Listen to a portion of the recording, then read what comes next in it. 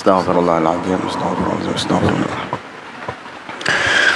الفاتحة إلى روح حبيبنا وشفيعنا رسول الله سيدنا محمد بن عبد الله صلى الله عليه وآله وسلم، وإلى روح سيدتنا فاطمة الزهراء بنت رسول الله، وإلى روح سيدتنا خديجة الكبرى وعائشة الرضا وباقية أزواج النبي محمد صلى الله عليه وآله وسلم الطاهرات أمهات المؤمنين، إلى روح سيدنا الإمام علي بن أبي طالب كرم الله وجهه، إلى روح سيدنا الحسن وسيدنا الحسين سيد الشباب أهل الجنة في الجنة، وإلى روح سيدنا أبي بكر الصديق، وإلى روح سيدنا عمر بن الخطاب، إلى روح سيدنا عثمان بن عفان، وإلى أرواح جميع أصحاب رسول الله من السابقين الأولين والأنصار والمهاجرين والتابعين لهم بإحسان إلى يوم الدين، وإلى روح سيدنا الإمام علي زين العابدين بن الحسين الشهيد، وإلى روح سيدنا المهاجر إلى الله أحمد بن عيسى، وإلى روح الأسد الأعظم الفقيه المقدم محمد بن علي باعلوي، وإلى روح الفقيه المقدم الثاني وجه الدين الشيخ عبد الرحمن السقاف بن محمد بن الدويلة، وإلى رؤوس الإمام فخر وجود الشيخ أبي بكر بن سالم وأخيه عقيل بن سالم، وإلى رؤوس الإمام قطب الأنفاس الحبيب عمر بن عبد الرحمن العطاس تلميذه الشيخ خالد بن عبد الله باراس، وإلى رؤوس الإمام قطب الدعوة والإرشاد وغوث العباد والبلاد الحبيب عبد الله بن علوي بن محمد الحداد، وإلى رؤوس الإمام الجطاها بن عمر الصافي بن عبد الرحمن المعلم بن محمد بن علي بن عبد الرحمن السقاف بن محمد بن الدويلة وصولهم وفروعهم، إلى أرواح أهل زنبل وأهل فريض وأهل بكدر وأهل عينات وأهل هريضة وأهل صيون وأهل مشهد وأهل حوطة وأهل غرفة وأهل الشبام وأهل المسينة وأهل باب السهام وأهل الوقيع وأهل المعلة وصولهم وفروعهم، إلى رؤوس الإمام الحبيب محمد بن سالم بن حفيظ بن الشيخ أبي بكر بن سالم، وإلى رؤوس الإمام الحبيب محمد بن علوي وولده الحبيب عبد الله بن محمد بن علوي بن عبد الله بن شهاب الدين، وإلى رؤوس الإمام الحبيب أبي بكر بن عبد الله العطاس وتلميذيه الإمام الحبيب علي بن محمد بن حسين الحبشي والحبيب أحمد بن حسن العطاس، ورؤوس الإمام الحبيب عبد الله بن حسين بن ظاهر، ورؤوس الإمام الحبيب محمد بن عبد الله الهدار، ورؤوس الإمام الحبيب محمد بن أحمد بن مرشاطري، ورؤوس الإمام الحبيب حسن وأخي الحبيب سالم ابن عبد الله بن مرشاطري، ورؤوس الإمام الحبيب علي مشهور بن محمد بن سالم الحفيظ، ورؤوس الإمام خليفة الأسلاف الحبيب عبد القادر بن أحمد السقاف، ورؤوس الجد الحبيب سالم بن علي السقاف، ورباب الشريف رضي بنت علي السقاف، ورشيخ الحبيب حيدرة بن محسن بن علي الهندوان، وصولهم وفروعهم، وخصوصا إلى روح حجة الإسلام أبي حامد محمد بن محمد الغزالي، وإلى روح مختصر هذا الكتاب، وإلى أرواح جميع مشايخنا الكرام ومعلمين في الدين أن الله يتغشاهم بالرحمة والمغفرة، وعلى ما نواه السيد الحبيب عمر بن محمد بن سالم بن حفيظ، وعلى ما نواه السيد الحبيب عبد القادر بن أحمد السقاف، وعلى ما نواه سلفنا الصالحون وأبونا الصالحون، وبنية الفتوح والمنوح والرسوخ وصلاح الجسد والروح وتوبة النصوح والقبول والقبال صلاح كل حال، وعلى هذه النية وعلى كل نية صالحة جامعة شاملة لخيرات الدنيا والآخرة، وإلى حضرة النبي محمد صلى الله عليه وعلى آله وصحبه وسلم. الفاتحة. بسم الله الرحمن الرحيم رب العالمين الرحمن الرحيم يوم الدين إياك نعبد وإياك نستعين اهدنا الصراط المستقيم صراط الذين أنعمت عليهم غير المغضوب عليهم ولا الضالين آمين. بسم الله الرحمن الرحيم. الحمد لله الملك المعبود صاحب الكرم والجود، وصلى الله وسلم على الحامد المحمود سيدنا وحبيبنا ومولانا محمد صاحب اللواء المعقود والحوض المورود، وعلى آله وصحبه صلاة وسلاما دائمين متلازمين إلى اليوم الموعود. اللهم صل وسلم على سيدنا محمد نورك الساري ومددك الجاري، واجمعنا به في كل أطوارنا، وعلى آله وصحبه يا نور. أما بعد، نوينا التعلم والتعليم والتذكر والتذكير والنفع والانتفاع والإفادة والاستفادة والحث على التمسك بكتاب الله وسنة رسوله والدعاء إلى الهدى والدلالة على الخير ابتغاء وجه الله ومرضاته وقربه وثوابه سبحانه وتعالى. Alhamdulillah, pada malam hari ini kita kembali dikumpulkan oleh Allah Subhanahu wa taala untuk melanjutkan kajian dua minggu sekali dalam pembacaan kitab Mukasyafatul Qulub. Dan alhamdulillah, pada malam hari ini kita telah memasuki malam kedua daripada bulan Rajabillahil Haram, bulan Rajab, yaitu bulan Allah Subhanahu wa taala yang mulia. Di dalam sebuah hadis Al-Imam As-Suyuti meriwayatkan di dalam kitabnya Al-Jami'ul Kabir daripada Abil Fatah bin Abil Fawaris, Rasulullah sallallahu alaihi wa ala alihi wasallam bersabda, Rajabu syahrullah wa Sya'banu syahri wa Ramadhanu syahru ummati.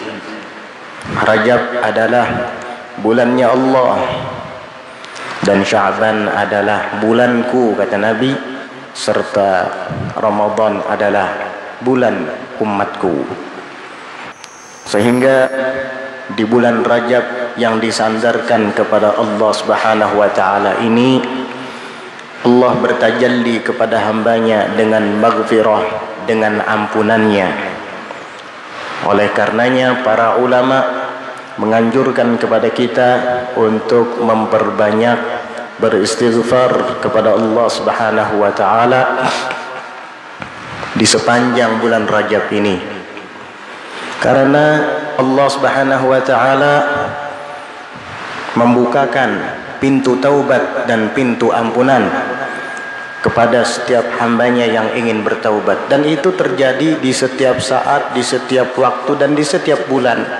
Akan tetapi di bulan Rajab ini Allah Subhanahu wa taala lebih membuka luas-luas pintu taubatnya untuk para hamba yang ingin bertaubat, dan akan menerima setiap orang yang meminta ampun kepadanya.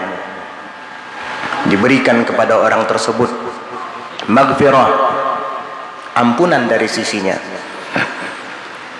Sehingga Syekh Abdul Hamid Qudus di dalam kitab Kanzun Najah was Surur meriwayatkan daripada Wahab bin Munabbih radhiyallahu anhu bahwa apabila masuk bulan Rajab, jami'u anharid dunya tazuru Zamzam.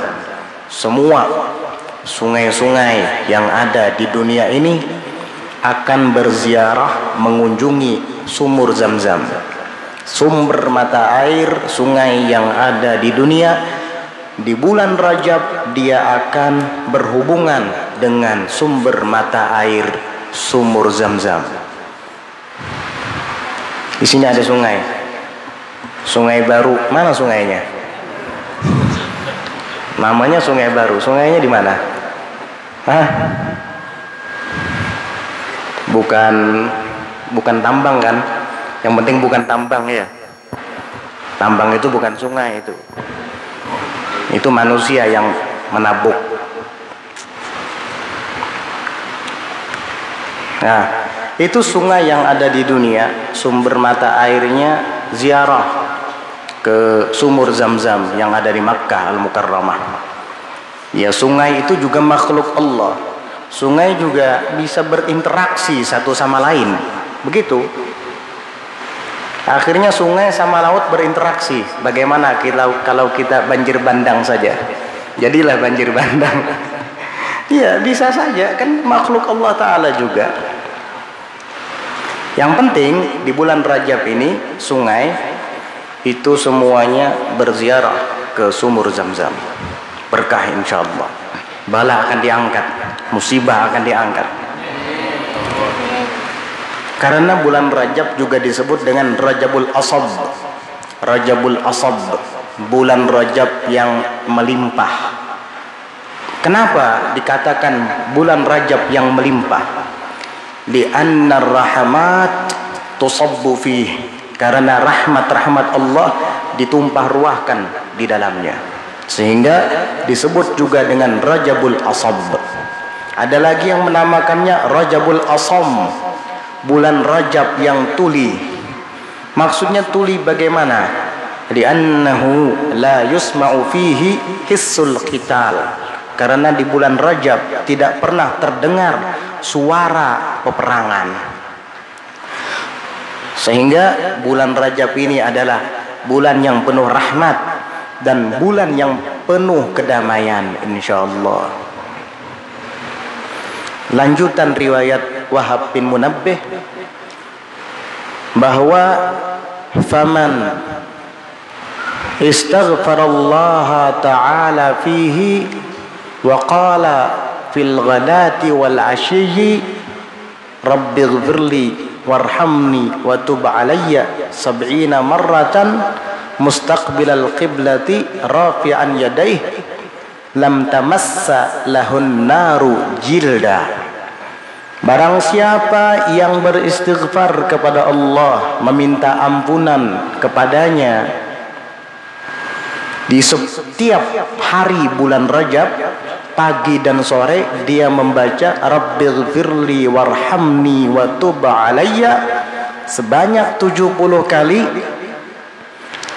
seraya mengangkat kedua tangannya menghadap kiblat, maka api neraka tidak akan menyentuh kulitnya. Artinya masuk surga. Amalkan itu. Kita di Hadramaut sana biasanya mengamalkan itu setelah sholat subuh dan setelah sholat isya. Karena makna al-ghadah dan makna al-ashi, makna ghadah pagi itu bisa dikatakan dari sejak setelah fajar sampai matahari meninggi ke pertengahan langit. Adapun makna asyi sore itu dari sejak menjelang terbenamnya matahari sampai malam. Sehingga kita memiliki banyak kesempatan untuk membaca istighfar tersebut sebanyak 70 kali.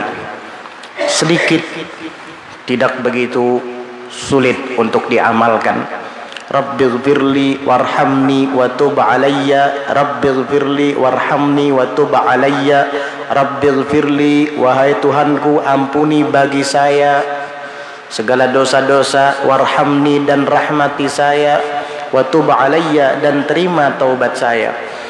70 kali. Ya, sebentar. Setiap selesai sholat subuh dan setiap selesai sholat isya, amalkan itu. Insya Allah api neraka tidak akan menyentuh kulit kita. Orang kalau tidak disentuh oleh api neraka, walaupun dibuat ke api neraka, tetap saja api neraka menjauh darinya. Enak ya. Api neraka nggak mau menyentuh kulitnya. Hatta inti lompat di neraka, nerakanya yang menjauh. Subhanallah. Amalannya apa? Yaitu amalkan terus 70 kali setiap selesai subuh dan setiap selesai salat isya. Di Hadramaut sampai sekarang diamalkan itu. Perbanyak juga untuk bertasbih kepada Allah Subhanahu wa taala. Mentakdis zatnya Allah Subhanahu wa taala. Buktikan kepada para malaikat yang dulu sempat meragukan keberadaan manusia ini di muka bumi dan membanggakan diri bahwa hanya mereka yang pandai bertasbih. Di dalam Al-Quran Allah ceritakan, wa idh qala rabbuka lil malaikati inni ja'ilun fil ardi khalifah. Ketika Tuhanmu Allah Ta'ala berfirman kepada para malaikat, sesungguhnya saya menciptakan di muka bumi ini seorang khalifah dari bangsa manusia. Qalu, para malaikat protes, ataj'alu fiha man yufsidu fiha wa yasfikud dima. Ya Allah, engkau ciptakan manusia, berarti engkau hendak menciptakan makhluk yang akan merusak bumi dan menumpahkan darah di dalamnya. Wa nahnu nusabbihu bihamdika wa nuqaddisu lak. kami para malaikat senantiasa bertasbih kepadamu dan mentakdis, mensucikan zatmu. Qala inni a'lamu ma la ta'lamun. Dijawab sama Allah, sesungguhnya saya maha mengetahui dan lebih tahu daripada kalian. Artinya apa? Malaikat sempat meragukan kita. Nah ini waktu kita membuktikan kepada para malaikat, biar Raqib Atid kesulitan mencatat amal kita. Iya, sibuk mencatat amal kita sekarang ini. Ayo buktikan, ya. Hubungkan antara kita dengan Tuhan kita, Allah Subhanahu wa Ta'ala. Kapan lagi kalau tidak dimulai dari waktu-waktu semacam ini? Cukup rasanya kita sudah menjauh daripada Allah Subhanahu wa Ta'ala. Cukup rasanya sudah kita menyandang jutaan dosa ini. Kapan lagi kita bertaubat kepadanya? Pelihara mata kita, jangan memandang yang haram. Pelihara telinga kita, jangan mendengar yang haram. Jaga lidah kita, jangan mengucapkan yang haram. Jaga anggota tubuh kita, berusaha sekuat mungkin untuk bisa takwa kepada Allah Subhanahu wa Ta'ala. Jika di bulan yang penuh rahmat ini kita tidak mendapatkan rahmat, di bulan yang penuh ampunan ini kita tidak mendapatkan maghfirah dari Allah, duhai, betapa ruginya kita. Di musim langsat kada temakan buah langsat, di musim durian kada temakan buah durian. Duhai, betapa ruginya kamu. Semua orang mengatakan, Masya Allah, durian di daerah Batu Tungku tuh enak rasanya. Di daerah Tungkaran lebih enak. Orang semua bicara durian dan keenakan, ente nganga kada tahu.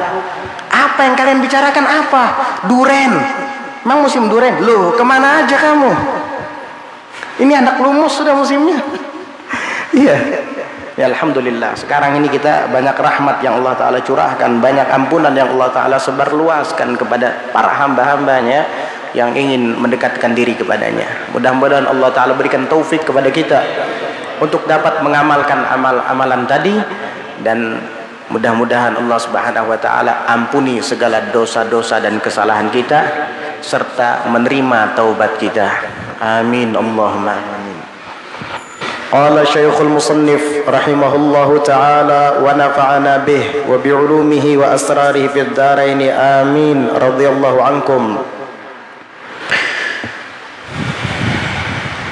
I'lam annahu warada anna awwala ma yunzaru fihi min 'amalil 'abdi yaumal qiyamati as-salah fa in wujidat tammatan qubilat minhu wasairu amalih wa in wujidat naqisatan ruddat ilaihi wasairu amalih. I'lam, ketahuilah, annahu, bahwasanya, warada, telah datang riwayat, anna awwala ma yunzaru fihi min amalil abdi, bahwasanya pertama-tama yang dipandangi, diperhatikan daripada amal ibadah seorang hamba yaumal qiyamati, kelak di hari kiamat, as-salah, adalah salat. Fa in wujidat tammatan, maka jika didapati salat itu di hari kiamat kelak sempurna, qubilat minhu, maka salat itu diterima dari si hamba. Dan bukan hanya salatnya saja yang diterima, wasairu amalih, dan seluruh amal-amal lainnya. Kenapa? Karena salatnya sempurna. Zakatnya diterima juga, puasanya diterima juga, seluruh amal-amal baiknya diterima. Kenapa? Karena sholatnya sempurna. Wa in wujidat naqisatan, dan jika didapati sholatnya itu dalam keadaan kurang, dalam keadaan cacat, tidak sempurna, ruddat ilaih, maka sholatnya itu akan dikembalikan kepadanya. Wasairu amalih, dan lebih memprihatinkan lagi, seluruh amalnya juga ditolak, dikembalikan kepadanya. Na'udzubillah min dzalik. Jangan anggap sepele perihal sholat. Jangan anggap remeh. Seluruh amal ibadahmu diterima atau ditolaknya nanti bergantung dengan sholatmu. Kamu bisa saja bersedekah, kamu bisa saja puasa, kamu bisa saja membantu orang yang memerlukan bantuan, menyumbang ini dan itu, tetapi kamu tidak sholat, maka semuanya itu akan menjadi sia-sia. Karena kelak ketika dihisab ternyata sholatnya belum, tidak dikerjakan, atau dikerjakan tetapi tidak sempurna, maka karena sholatnya tidak sempurna, semua yang lain tidak akan dipandang sama Allah. Sholatnya ditolak, yang lain pun ikut ditolak. Na'udzubillah min dzalik. 2 bulan lagi kita akan memasuki bulan suci Ramadan. Jangan sampai kewajiban berpuasa dijalankan, tetapi kewajiban sholat 5 waktu diabaikan. Bukankah dua-duanya sama-sama rukun Islam? Rukun Islam bukan hanya puasa di bulan Ramadan saja. Sholat 5 waktu juga rukun Islam. Bahkan dia lebih dulu disebut daripada puasa di bulan Ramadan. Karena sangat banyak orang yang berpuasa di bulan Ramadan tetapi dia melalaikan sholat. Tidak sedikit yang seperti itu. Bahkan puasanya cuma 5 menit. Puasa cuma 5 menit. Dari sejak setelah sahur, bukan sholat subuh, setelah sahur langsung tidur dia. Tidur. Nanti kira-kira 5 menit buka baru bangun. Ini puasanya cuma 5 menit. Ya Allah, jangan lagi kebiasaan seperti itu dilakukan. Yang lalu biar berlalu ya. Sekarang buka lembaran baru. Jangan kayak gitu lagi. Perbaiki sholatnya dari sekarang, memperbaikinya. Makanya para salaf soleh terdahulu mengatakan syahrul Rajab syahrul zar'i wa syahrul Sya'ban syahrul saqi wa syahrul Ramadan syahrul hasad. Perumpamaan bulan Rajab ini adalah perumpamaan bulan untuk bercocok tanam. Sekarang kita sedang bercocok tanam ini. Menanam amal kebaikan, menanam istighfar, menanam tasbih, menanam salat yang fardu dan yang sunnah, serta amal-amal baik lainnya. Wa syahru Sya'ban, dan bulan Sya'ban syahrus saqi, adalah bulan untuk menyiram tanaman-tanaman tersebut. Tanaman yang kita tanam di bulan Rajab kita siram nanti di bulan Sya'ban. Maksudnya bagaimana? Pertahankan. Jangan sampai kita sudah mendapat ampunan dari Allah Ta'ala, setelah masuk bulan Sya'ban kita kembali melakukan dosa-dosa. Jangan sampai. Pelihara. Jangan sampai kita sudah mendapatkan rahmat, kasih sayang daripada Allah Subhanahu wa Ta'ala, lalu begitu masuk bulan Sya'ban kita kembali melakukan hal-hal yang membuat Allah Ta'ala murka kepada kita. Jangan sampai itu dilakukan. Pelihara dan jaga, rawat, pupuk dan siram. Dia akan subur dan tumbuh berkembang. Nanti dia akan berbuah. Di bulan Ramadan kamu akan memanen itu semua. Makanya Rasulullah sallallahu alaihi wasallam jauh-jauh hari sudah berdoa. Di bulan Rajab ini Nabi hampir setiap hari membaca Allahumma barik lana fi Rajab wa Sya'ban wa ballighna Ramadan. Ya Allah, berkahi kami di bulan Rajab dan di bulan Sya'ban, dan sampaikan kami untuk bisa bertemu dengan bulan suci Ramadan. 2 bulan sebelum masuk Ramadan Rasulullah sudah merindukan Ramadan. Bagaimana dengan kita?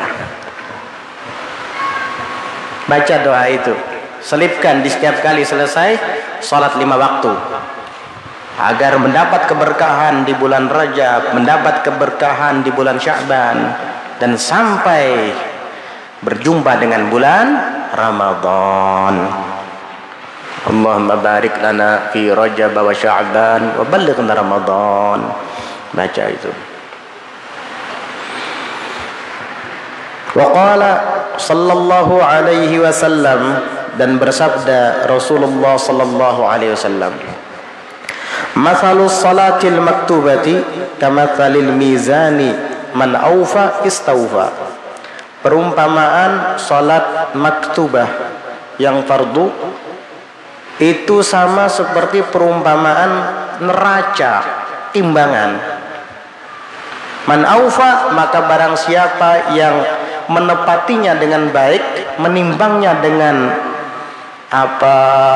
bagus, dengan seadil-adilnya, istaufa, maka dia berhak untuk mendapatkan kesempurnaan daripada timbangan itu. Artinya, jika kita menunaikan hak sholat dengan benar, maka kita berhak untuk mendapatkan pahala yang sempurna pula. Itulah perumpamaan sholat. Jika kita menimbang timbangan dengan curang, maka hasil timbangan itu pasti berkurang dan kita akan rugi, kan begitu. Artinya jika kita tidak sempurna dalam menjalankan hak sholat, pahala yang kita dapat pun pasti kurang, kita rugi. Tapi kalau kita menimbang dengan adil, 1 kilo dacing itu apa ngarannya itu, yang besi kuningan itu apa namanya, batu dacingnya, sudah gitu, batu dacingnya 1 kilo, pasti gandumnya 1 kilo kalau timbangannya benar. Tapi kalau timbangannya disetel, ya dacingnya 1/2 kilo, ya, atau gandumnya 1/2 kilo, dacingnya 1 kilo, seimbang. Loh, kok bisa? Curang berarti. Jadi orang mengira betul 1 kilo gandum itu, padahal cuma 1/2 kilo. Maka dia rugi nggak? Rugi kan? Curang soalnya. Begitu juga kalau kamu curang, artinya kamu tidak betul-betul sempurna menjalankan hak salat, maka kamu tidak akan mendapatkan pahalanya yang sempurna pula. Makanya man aufa istaufa. Barang siapa yang menepati dengan baik dan betul, istaufa, dia juga akan berhak untuk mendapatkan pahala yang baik dan sempurna. Begitulah perumpamaan sholat, seperti orang yang menimbang timbangan. Wa qala Yazid Ar-Raqashi, Yazid Ar-Raqashi mengatakan, kanat salatu Rasulillah sallallahu alaihi wasallam mustawiyatan ka'annaha mauzunah. Adalah salatnya Rasulullah sallallahu alaihi wasallam itu mustawiyatan, yaitu lurus, sempurna, sama rata. Kamitsli ka'annaha mauzunatun, seakan-akan salat Nabi itu seimbang. Mauzunah, seimbang, sudah ada ukurannya dari saking sempurnanya. Orang kalau sudah melihat Rasulullah sallallahu alaihi wasallam salat, maka mereka akan memujinya. Bacaannya sempurna, cara rukuknya sempurna, cara i'tidalnya sempurna, sampai kemudian salam. Begitulah sallallahu alaihi wasallam, teladan kita, panutan kita. Wa qala sallallahu alaihi wasallam, dan bersabda Rasulullah sallallahu alaihi wasallam, innar rajulaini min ummati la yaqumani ila salati wa ruku'uhuma wa sujuduhuma wahid wa inna ma baina salatayhima ma baina as-sama'i wal ard. Nabi bersabda sallallahu alaihi wasallam, innar rajulain, sesungguhnya ada 2 orang lelaki, min ummati, dari umatku, tayaqumani ila shalah, keduanya itu benar-benar berdiri untuk melaksanakan salat, wa ruku'uhuma wa sujuduhuma wahid, ruku' keduanya, sujud keduanya satu, sama rata, enggak ada beda. Yang ini ruku, yang ini juga ruku. Yang ini sujud, yang satunya lagi juga sujud. Wahid, sama, nggak ada beda. Tapi kata Nabi apa? Wa innama baina salataihima, dan sesungguhnya jarak antara dua salat keduanya, jarak antara salat yang satu dengan salat yang lainnya, ma bainas samai wal ard, antara langit dan bumi. Sama baca Fatihah, takbiratul ihram, baca Fatihah, sama fasihnya, sama tata cara menjalankan rukun baik fi'li dan qaulinya juga sama-sama sempurna. Tapi kok nilainya di hadapan Allah Subhanahu wa taala jauh berbeda. Bahkan jarak nilai itu seperti antara langit dan bumi. Subhanallah. Kenapa kok bisa begitu ya? Wa asyara, dan beliau mengisyaratkan ilal khusyuk, kepada kekhusyuan. Ternyata yang satunya ini lebih khusyuk daripada yang satunya, sehingga dengan memiliki rasa khusyuk itulah dia dapat mengungguli temannya yang satunya itu. Subhanallah. Inilah yang akan membedakan antara dua orang hamba tersebut. Bolehlah sholatnya sama, tetapi belum tentu kekhusyuannya sama. Kenapa? Karena sholat itu ada dua. Ada zahirus sholah, ada batinus sholah. Ada sholat yang zahir, ada juga sholat yang batin. Al-Imam Abdullah bin Alawi Al-Haddad menjelaskan, kata beliau di dalam An-Nasaihud Diniyah, zahirus salah haddul badan wal jawarih, wa batinus salah haddul qalbi was sir. Zahirnya salat itu jatahnya badan dan anggota tubuh. Batinnya salat itu adalah jatahnya hati dan sir, rahasia kita. Apa itu zahirnya salat?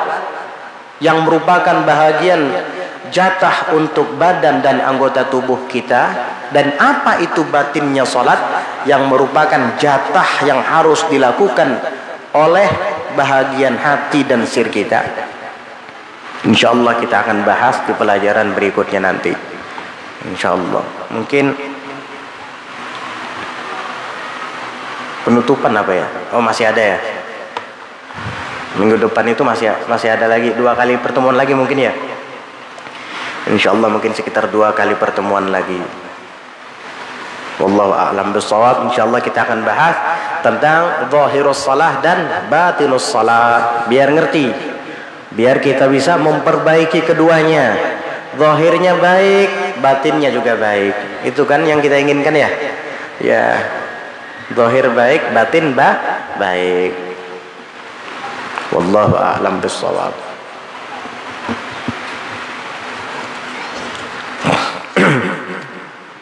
Waalaikumsalam warahmatullahi wabarakatuh. Menyembelih ayam potong yang banyak, pasti menyembelih harus membaca. Bagaimana Bib caranya kita menyembelih ayam potong yang banyak? Apakah setiap ekornya pada saat menyembelih harus membaca asma Allah? Mohon penjelasannya. Menyembelih itu tidak diwajibkan baca bismillah, nggak ada, itu nggak wajib, sunnah. Sunnah. Kewajiban menyembelih itu adalah memotong 2 urat leher. Pertama adalah hulqum, yang kedua adalah mari. Hulqum adalah tempat masuknya makanan dan minuman, itu hulqum namanya. Kalau kebalikannya ya, kalau hulqum itu tempat keluar masuknya nafas, kalau mari itu tempat masuknya makanan dan minuman. 2 urat ini wajib hukumnya untuk putus ketika disembelih. Iya. Mari tempat masuknya makanan. Kalaunya hulqum itu tempat keluar masuknya nafas, itu harus dipotong, wajib. Adapun safhatail unuq, atau disebut dengan wadijain, dua urat yang ada di sisi leher yang kanan dan kiri, itu namanya urat wadijain. Sunnah itu dipotong, karena itu akan mempercepat proses matinya hayawan, sehingga tidak lambat kita untuk menyianginya.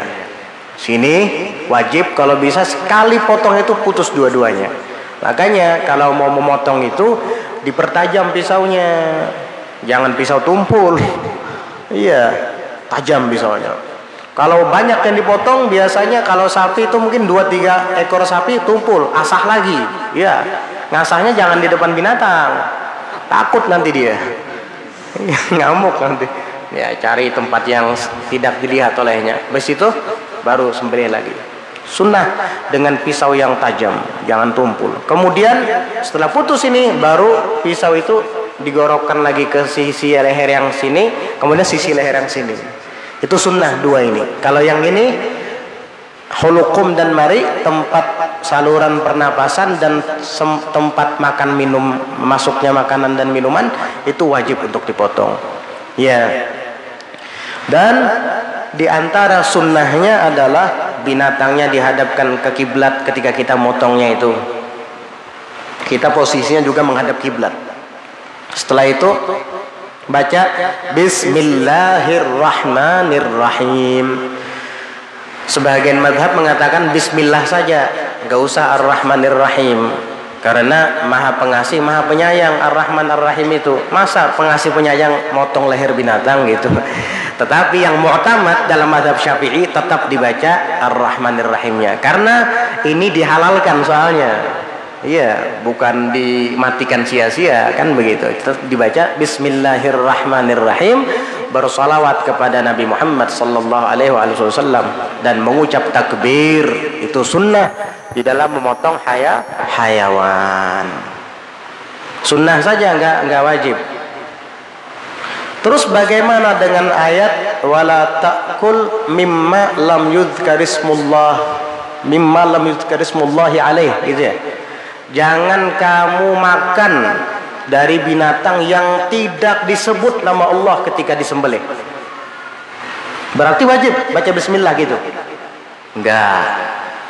Itu ayat bantahan. Kalau kita baca asbabun nuzulnya, diantaranya adalah bantahan kepada orang-orang non-muslim yang ketika itu mereka memotongnya dengan menyebut nama-nama berhala.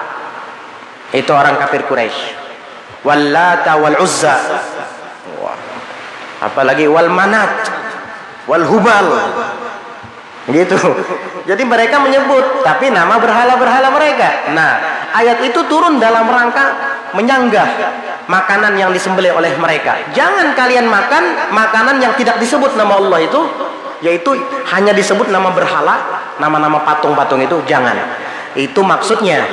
Adapun mengucap Bismillahirrahmanirrahim itu bukan syarat sahnya menyembelih. Sehingga apabila pian muslim, ayam potongnya banyak, tak sembelih halal, tapi tidak dapat pahala sunnah.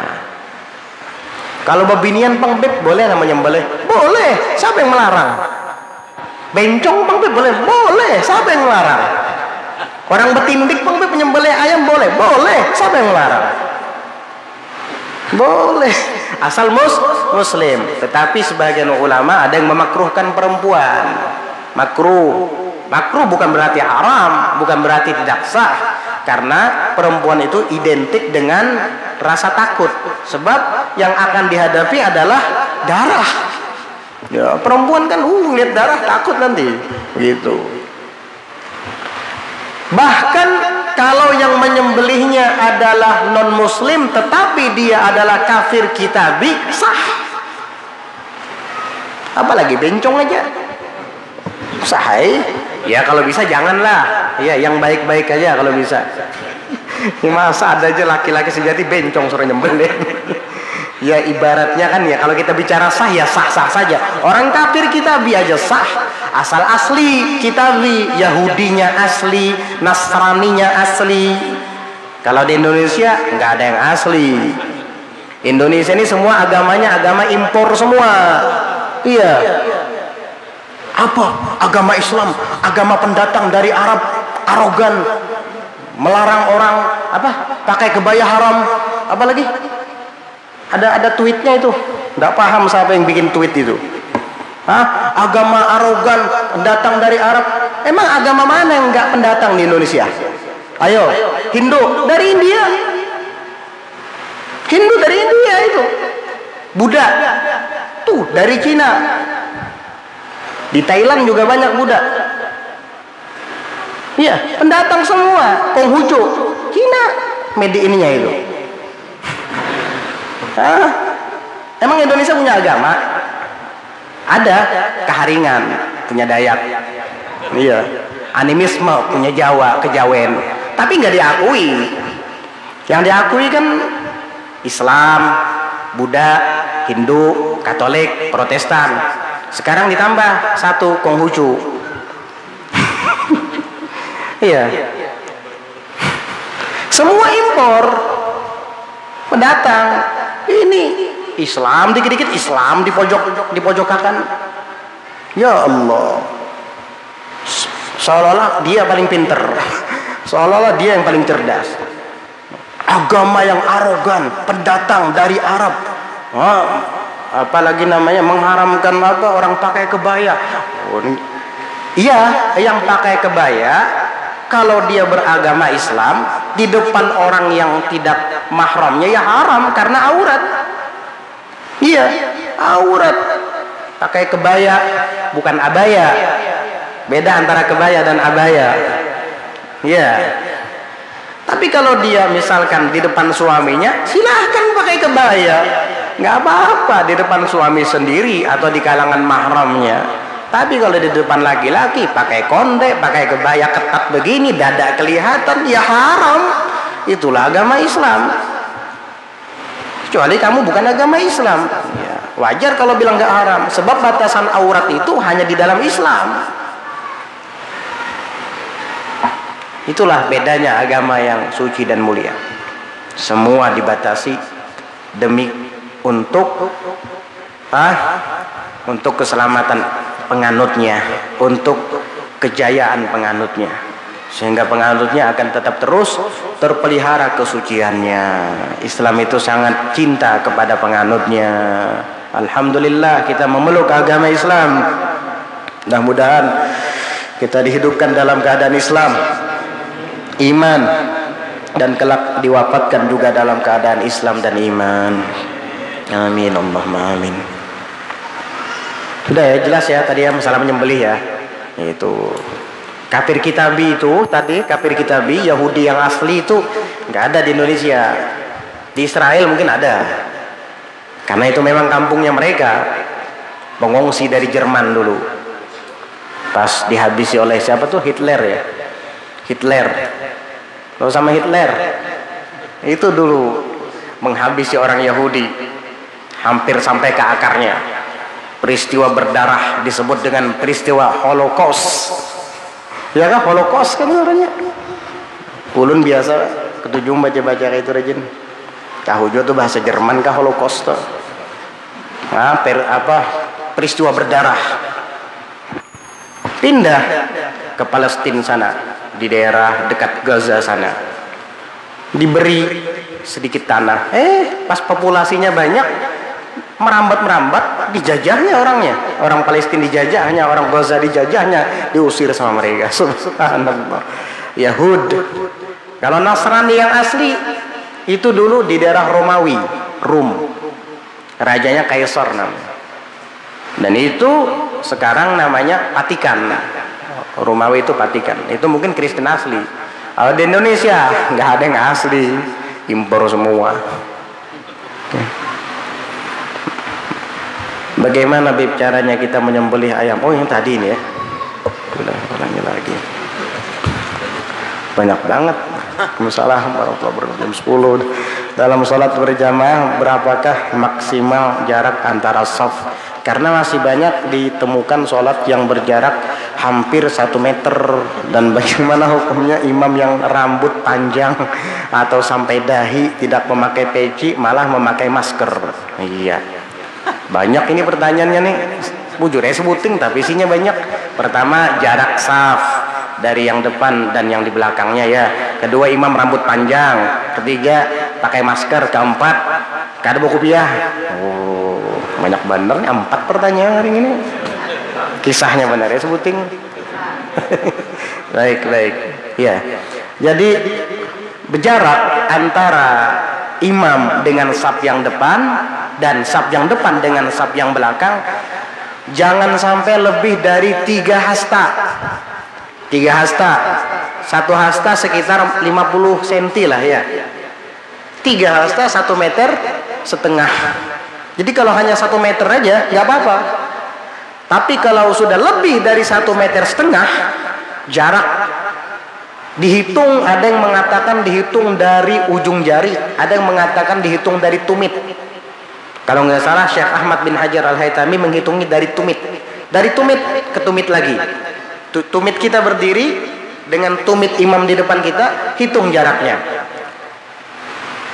3 hasta atau kurang nggak? Kalau 3 hasta atau kurang, pahala jamaahnya tetap dapat. Tapi kalau sudah lebih dari 3 hasta, berarti sekitar lebih dari 1,5 meter, maka pahala berjamaahnya hilang. Kamu tidak mendapatkan pahala yang 27 derajat. Hukum salatnya sah, tetap sah. Berjamaahnya sah. Hukum qudwahnya ya, hukum qudwahnya sah, mengikut imamnya. Tetapi pahala jamaahnya nggak dapat karena kamu terlalu mundur lebih dari 1,5 meter atau 3 hasta. Kemudian bagaimana kalau imamnya rambut panjang? Nggak apa-apa. Emang kenapa kalau imam rambut panjang? Iya, nggak apa-apa rambut panjang. Kan rambut panjang bukan berarti perempuan. Iya, tapi kalau bisa yang jadi imam itu harus hasanul hay'ah, penampilannya bagus.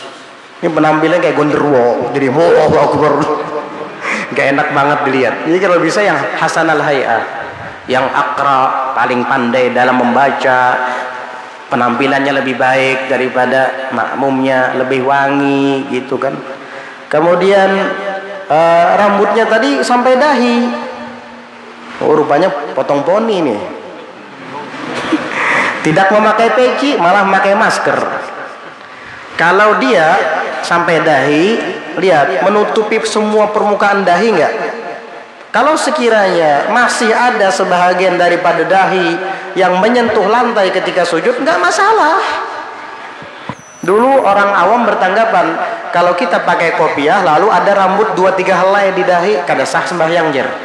Lakian ini ya, bukan perempuan, kada sah. Kenapa? Karena rambut nggak apa-apa. Yang penting bahagian daripada dahi tetap menyentuh lantai tempat sujud. Iya. Kecuali bujur-bujur potong poni sampai ke sini nah, ada lagi tertutup kulit dahi seberatan. Lalu sujud nggak sah karena terhalang antara jabhah dengan maudhi'us sujud. Apa dahi dan tempat sujud. Ya. Nah, kalau perempuan lain lagi. Betul memang kalau perempuan kalau tak keluar rambutnya ke dahi, walau sahelai kada sah. Bukan karena menghalangi dahi menyentuh tempat sujud, tapi karena rambut adalah aurat, wajib ditutup. Kalau laki-laki kan nggak apa-apa. Kada bokopiah kayak apa, Beb? Kalau kada bokopiah namanya tuh kasyifur ra'as. Kepalanya terbuka, nggak dapat pahala sunnah. Ada yang mengatakan makruh. Kasyifur ra'as itu dalam keadaan terbuka kepala itu makruh kecuali di saat sedang berihram. Kalau berihram lain lagi ceritanya. Kalau berihram ya kada boleh ditutup kepala. Wajib dibuka untuk laki-laki. Kalau untuk perempuan haram ditutup. Apa haram dibuka kepala? Aurat soalnya kan. Kalau laki-laki wajib malah dibuka. Kalau perempuan haram dibuka. Aurat. Kalau laki-laki wajib, khusus untuk orang yang berihram. Masker, pakai masker sholat. Kalau tidak ada hajat makruh. Itu disebut dengan talassum. Kalau laki-laki disebut dengan talassum. Kalau perempuan disebut dengan tanaqqub. Nabi melarang sholat dalam keadaan mutalassim dan mutanaqqibah, yaitu menutup wajah. Li ghairil hajah, tidak ada hajat, tidak ada satu kepentingan. Tapi kalau ada kepentingan seperti misalnya musim dingin, orang kalau sudah musim dingin di Hadramaut sana itu biasanya rongga-rongga badan ditutup, telinga ditutup, hidung ditutup, biar dinginnya tidak menyengat. Begitu. Kalau telinga tetap terbuka, hidung tetap terbuka, bagian mulut tetap terbuka, walaupun kita pakai mantel tebal biasanya masih merasa dingin. Tapi kalau telinga ditutup, hidung ditutup begini, karena syiddatul barad, sangat dingin sekali, nggak makruh hukumnya at-talatsum, menutup wajah dengan masker atau dengan sesuatu yang lain. Tetapi kalau tidak ada keperluan apa-apa, timbul pakai masker, makruh. Nah ini bib saya untuk menghindari COVID-19. Oh ya, ya sudah nggak apa-apa lah. Kalau kamu takut terpapar ya pakai aja begitu kan? Pakai aja nggak masalah. Yang jelas hukum sholatnya tetap sah. Ya hukum sholatnya tetap sah. Nah, tadi bisa makruh, bisa tidak. Makruh kalau seandainya tidak ada hajat, sekedar iseng-iseng saja. Ya. Itu makruh ditutup. Tapi kalau ada hajat, ada keperluan di balik memakai masker itu, maka tidak makruh lagi.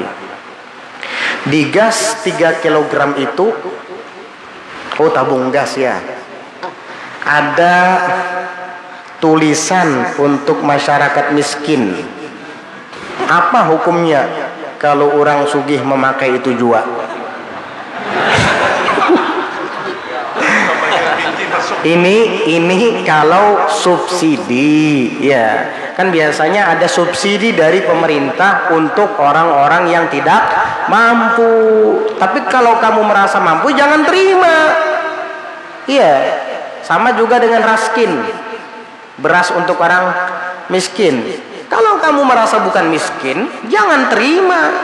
Iya, tapi bipai tabung 3 kg itu menukar, lain lagi ceritanya. Itu komersil, itu bukan subsidi. Orang menukar ke sarah orang nang kada boleh itu menerima kalau bantuan dari pemerintah, subsidi dari pemerintah untuk orang-orang yang ekonomi menengah ke bawah. Kamu jangan ikut ambil. Mamanya kakak ada kabisi kakak, julung nyaman kita dapat tabung gas juga. Lalu ini untuk siapa? Ini tabung gas disalurkan kepada para kaum duafa, orang-orang miskin. Kamu kalau bukan orang miskin ya jangan menerima begitu. Jadi tergantung. Ini masalahnya bukan di gas 3 kg-nya ini. Jadi dari cara memilikinya bagaimana. Kalau dia cara memilikinya dengan gratis, subsidi dari pemerintah yang hanya diperuntukkan kepada orang miskin, sedangkan dia bukan orang miskin, tidak halal dia menerimanya. Paham? Nggak boleh. Itu namanya salah alamat itu. Salah alamat dia. Mudah-mudahan pian panjang umur, amin, dan sehatkan badan, amin. Pertanyaannya, Assalamualaikum. Ada seorang gadis, dulu dia sering mempamerkan auratnya, bahkan dia posting di media sosial sehingga banyak dilihat laki-laki ajnabi. Sekarang dia ini sudah bertaubat dan selalu senantiasa menutup seluruh auratnya. Namun foto-foto yang dia posting di media sosial sudah tidak bisa dihapus karena lupa kata sandinya. Jadi apakah taubatnya diterima? Ya istighfar aja terus. Ya. Yang penting kita ada kemauan untuk merubah diri dan istiqomah, kemudian kita juga menyesali perbuatan kita tadi dan berjanji di dalam hati untuk tidak mengulanginya. Adapun tabiat, itu namanya tabiat, itu dosa-dosa yang dulu kita lakukan yang berkaitan hakul adami, haknya kita kepada orang lain juga, maka itu sebisa mungkin kita menghapusnya, mendeletnya sebisa mungkin. Kalau tidak bisa juga karena kata sandinya lupa, berdoa sama Allah. Allah Maha Kuasa. Insya Allah nanti akan terhapus dengan sendirinya itu. Kan ada masa kadaluarsanya biasanya itu. Kalau seandainya tidak dibuka akun itu selama beberapa bulan atau beberapa tahun, dia akan terhapus dengan sendirinya. Nah, kalau memang kesungguhan niatnya ingin menghapus itu ada di dalam hati lalu tidak bisa terhapus, ya Allah Maha tahu. Allah Maha tahu. Tetap istiqomah dalam taubatnya. Insya Allah tetap dimaafkan sama Allah Ta'ala. Makanya kalau sudah tahu seperti itu, jangan lagi. Ya, majang-majang foto. Majang-majang foto. Kamu perempuan bukan laki-laki. Saya memiliki beberapa guru dan merokok. Sama-sama mengajarkan maulidan, tahlilan, dan mengajarkan ziarah kubur. Namun sebahagian dari mereka ada dan mereka bukan merokok. Astagfirullahaladzim. Saya kira merokok. Huruf A-nya kayak huruf O. Dan mereka bukan dan merokok. Saya kira gurunya yang mengajarkan maulidan tadi merokok orangnya. Mereka diperjelas tulisannya. Mengajarkan maulid, tahlilan, ziarah kubur. Namun sebagian dari mereka, nah ulun jadi tahunya mereka di sini pas membaca yang ini, nah ternyata mereka ada perbedaan pendapat dalam hukum fikih. Jadi kepada siapakah mengikuti? Minta maaf juga bang Sidin ya. Maaf tulisan jelek ya. Karena pulpennya macet-macet. Ya nggak apa-apa, dimaafkan. Ya, pantas saya menulis mereka merokok. Iya. Jadi bagaimana ini? Hukum fikihnya beda pendapat. Ini perbedaannya bukan dari Imam Romli dan Ibnu Hajar ini. Ini guru sama gurunya yang beda ini. Ya, kalau ada yang bisa memutuskan, sebaiknya tanyakan kepada yang lain. Misalkan ini kan mungkin beliau berdua ini sama-sama alim, tapi mungkin ada yang lebih berpengalaman daripada yang berdua ini. Sebaiknya tanya dia yang lebih berpengalaman itu, biar tahu dan jelas hukumnya. Nanti kalau sudah ada keterangannya baru apa? Kita paham. Jadi begitu. Karena kita tidak akan bisa menghakimi siapa di antara sidin berdua itu yang paling kuat pendapatnya. Lantaran apa? Lantaran kita juga tidak bisa menilai, sebab orang yang bisa menilai itu biasanya lebih berpengalaman daripada guru-guru itu. Kalau kita kan di bawah sidin, kayak apa kita hendak menilai ini yang paling benar, ini yang tidak. Jadi kita harus mencari yang lebih berpengalaman daripada dua orang yang saling berselisih pendapat dalam hukum fikih tadi. Begitu aja solusinya, ya begitu. Ya.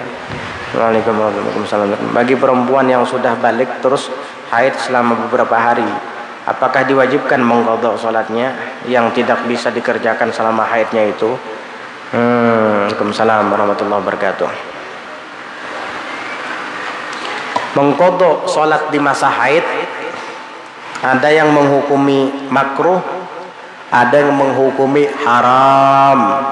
Ya, tidak boleh masa haid itu diqadha menurut Imam Ibnu Hajar kalau nggak salah, haram, karena itu dianggap talabbus bi ibadatin fasidah, melakukan ibadah yang jelas-jelas tidak sah.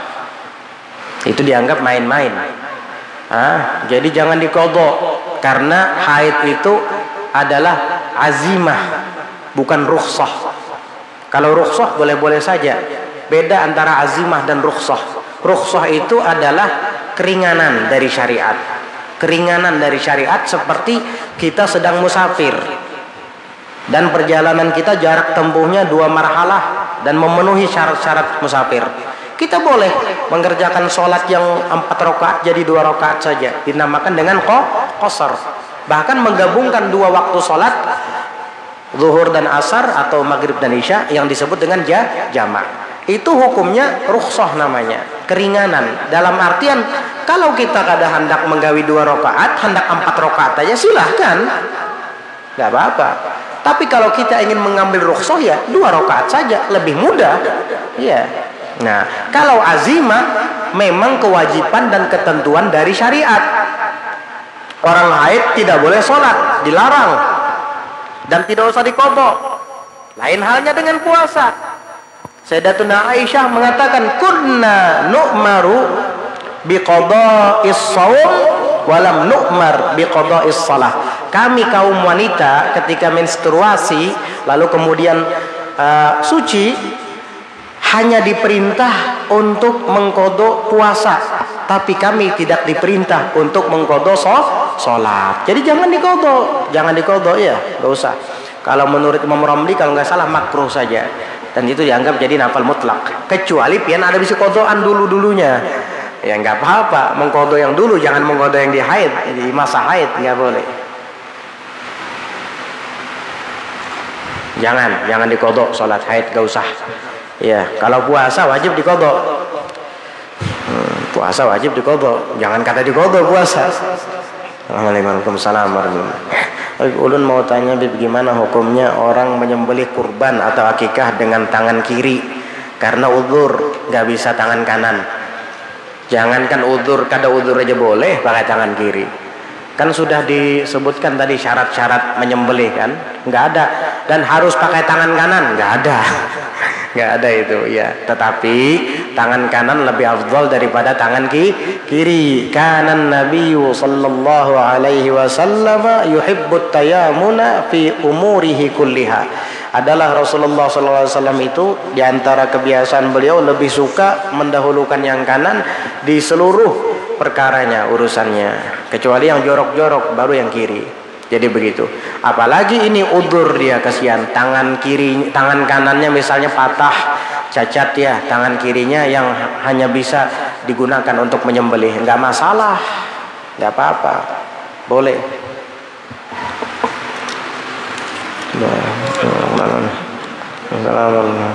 Assalamualaikum Habib, ulun di dalam perjalanan sholat memakai sajadah, tetapi ulun kadang menyadari di sajadah itu ada najis kencing kucing.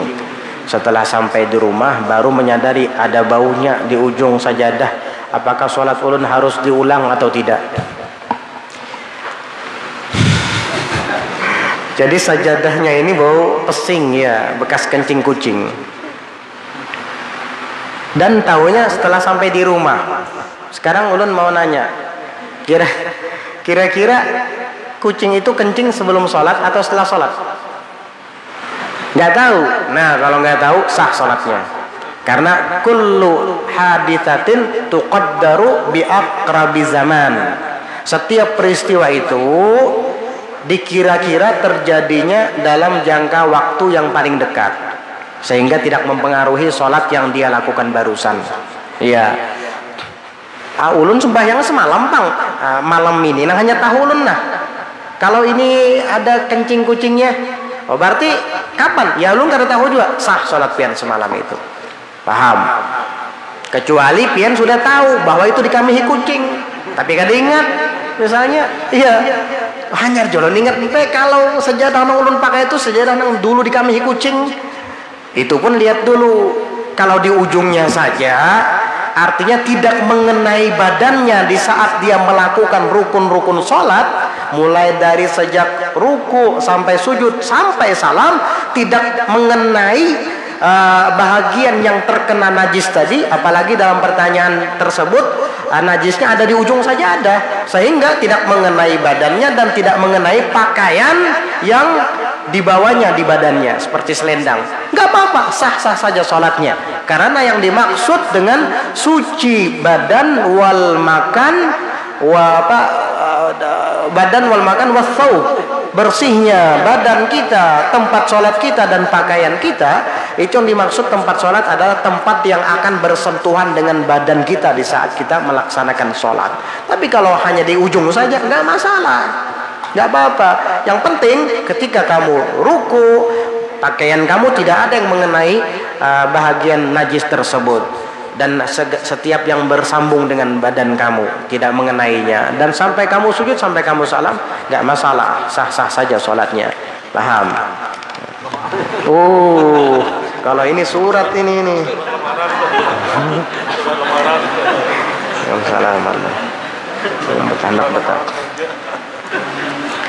tentang datangnya bulan Rajab, dan yang kedua ulun takun tentang dalam rumah tangga. Bujur jakah barang siapa ujar yang mengabarkan datangnya bulan Rajab maka harap. Ini bicara tentang bulan Rajab, bertanya tentang bulan Rajab. Yang pertama ulun hendak bertakun tentang datangnya bulan Rajab, dan yang kedua masalah rumah tangga. Bujur jakah barang siapa ujar yang mengabarkan datangnya bulan Rajab maka haram api neraka baginya. Ini ulun hampir setiap tahun mendengar beritanya di medsos, yaitu hadis riwayat medsos.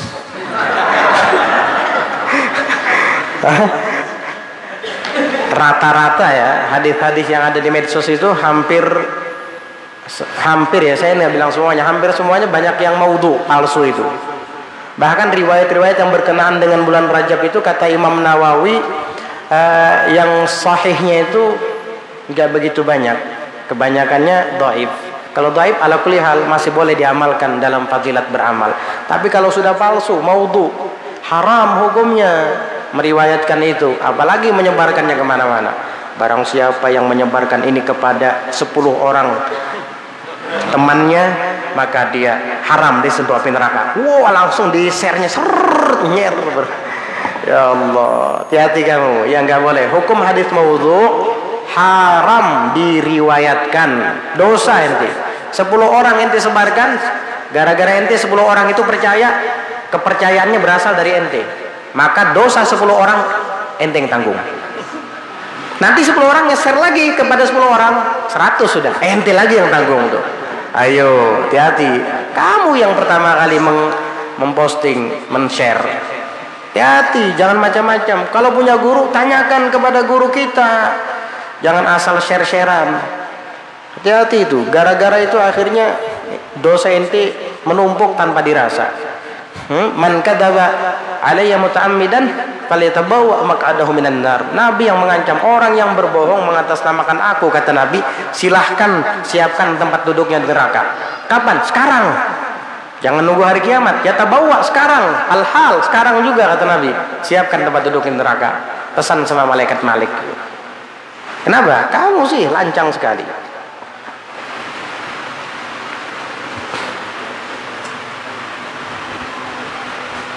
Wal kadzibul mukhtalaqul mawdu'u 'alan nabi fadzalikal wal kadzibul mukhtalaqul masnu'u 'alan nabi fadzalikal mawdu'u, kata Al-Baiquni. Wal kadzibul mukhtalaq, kebohongan yang diada-ada, al masnu' yang dibuat-buat, 'alan nabi mengatasnamakan nabi, fadzalikal mawdu'u, itu namanya hadis maudhu. Haram tuh diriwayatkan. Nah, kalau untuk tahdzir, mengingatkan kepada orang, boleh. Artinya kita menyebutkan itu ingin mengasih tahu kepada orang, ini hadis palsu, maudhu, bunyinya begini-begini. Itu nggak apa-apa. Meriwayatkan, bukan meriwayatkan untuk dipegang, tapi untuk dijadikan peringatan bahwa itu tidak benar, itu palsu. Paham? Dan yang kedua pertanyaan,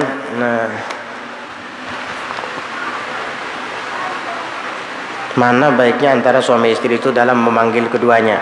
Misalnya laki memanggil istri dengan sebutan sayang, begitupun istri. Ada juga yang laki memanggil dengan sebutan ading, yang istri memanggil yang laki kakak. Dan ada juga dengan sebutan nama masing-masing. Dan diantaranya ada yang Mbak Ulun, Mbak Pian, suami istri. Ada juga yang Mbak Aku, Mbak Ikam, suami istri. Untung undahnya wak ada dari sini. Ini baiknya kayak apa? Iya, kalau bisa kita dengan panggilan yang baik-baik, dengan panggilan yang terhormat, panggilan kasih sayang. Nggak apa-apa kayak tadi, sayang. Nggih, pun ada apa yang? Nggak apa-apa. Tapi jangan di depan orang. Bersupan benar ya. Namun orang banyak yang juga, rambut mau uban sudah. Ini ya kalau di rumah begitu. Kalau di luar ya janganlah. Nabi itu mesra dengan istri-istrinya, sampai Nabi memanggil Sayyidatuna Aisyah itu dengan Humaira. La taf'ali ya Humaira. Misalnya kan begitu. Wahai wanita yang berkulit putih kemerah-merahan, gitu. Tidak apa-apa, panggilan kasih sayang, panggilan yang sopan, yang bagus. Kakak, adik, nggak masalah. Karena itu di daerah kita dianggap panggilan kehormatan. Aja dingai, inggih kai, ada apa-apa. Itu zihar bipai kan, jar siapa zihar? Zihar tuh gak seperti itu. Zihar itu menyerupakan badan, juz'un minal badan, diserupakan. Kalau yang nyambat bini ding, diserupakan non ding sanak, enggak. Itu kan ding itu kan cuman panggilan. Nah lain kalau kita menyerupakan, tangan nikam nih pas benar, nah kayak tangan mamaku. Atau tangan ikam nih bagiku adalah tangan adingku. Kalau dalam bahasa Arabnya asal mula kalimat zihar itu adalah anti alayya ka dhahri ummi. Punggung kamu itu bagi saya sama dengan punggung ibu saya. Ini zihar. Kalau orang sudah zihar, tidak halal dia menggauli istrinya kecuali dia melakukan kafarat. Panjang pembahasannya itu ya. Dan itu kalau cuma sekadar kading tidak dikatakan zihar itu. Tidak ada udhun anggota badan yang diserupakan, cuman panggilan saja. Ini ada kadangkala tidak paham, ada yang berfatwa kayak gitu. Saya pernah dengar dulu. Sampai dia takut, trauma orang yang nanya ini. Ujar ada guru bipa menyampat jer.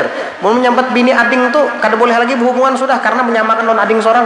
Loh, ini bab zihar. Bab zihar enggak seperti itu. Kata siapa kamu? Ujar ada guru yang menyambat. Oh, berarti gurunya masih belum membaca detail mungkin. Ya kita kadang kalau menyalahkan juga. Karena manusia tuh masing-masing kan ada kekurangan. Saling menyempurnakan. Ya mungkin sidin kada terbacai sampai habis. Ya. Pas membaca tasbihu zaujatihi bi ihda maharimiha atau maharimihi. Tasbihu zaujatihi bi ihda maharimihi. Menyerupakan istrinya dengan salah seorang di antara mahramnya. Wah, kalimat ading sama berarti menyamakan dengan adingnya.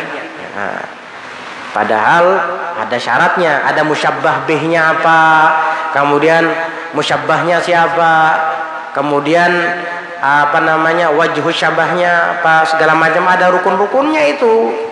Ya nah akhirnya ada apa-apa kan disamakannya kayak itu juga. Jadi jar menyambat bini mak tuh sama lawan menyambat mama seorang. Ya enggak sampai segitunya ya makanya pelajari dengan detail. Ma ulun bipai jar 10 tahun ngiau bini ulun tuh mak-mak aja.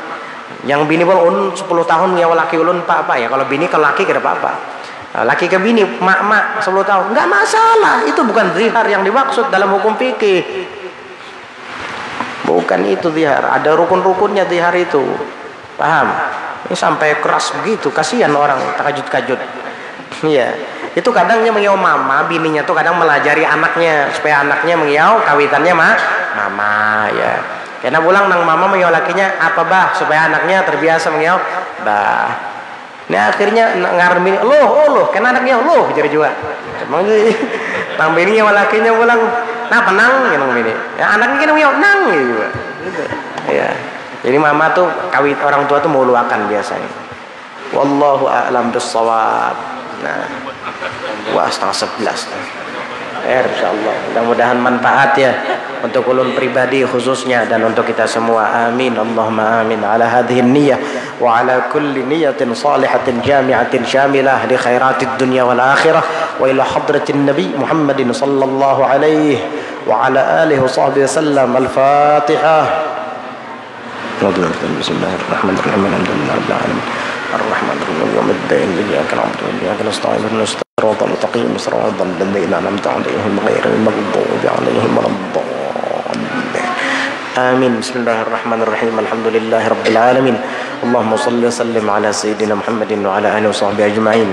ربنا انفعنا بما علمتنا ربنا علمنا الذي ينفعنا ربنا فقهنا وفقه أهلنا وقرابة لنا في ديننا مع أهل القطر أنثى وذكر ربنا وفقنا ووفقهم لما ترضى قولا وفعلا كرما وارزق الكل حلالا دائما وأخلا أتقيا علما نحظى بالخير ونكفى كل شر ربنا واصلح لنا كل الشؤون وأقر برضا منك العيون واقض عنا ربنا كل الديون قبل أن تأتينا رسل المنون واغفر واستر أنت أكرم من ستر وصلاة الله تغشى المصطفى من إلى الحق دعانا والوفاء بكتاب فيه للناس شفاء وعلى الآل الكرام الشرفاء وعلى الصحب المصابيح الغرر اللهم اهدنا بهداك واجعلنا ممن يسارع في رضاك ولا تولنا وليا سواك ولا تجعلنا ممن خالف أمرك وعصاك وصلى الله على سيدنا محمد النبي الأمي وعلى آله وصحبه وسلم سبحان ربك رب العزة عما يصفون وسلام على المرسلين والحمد لله رب العالمين.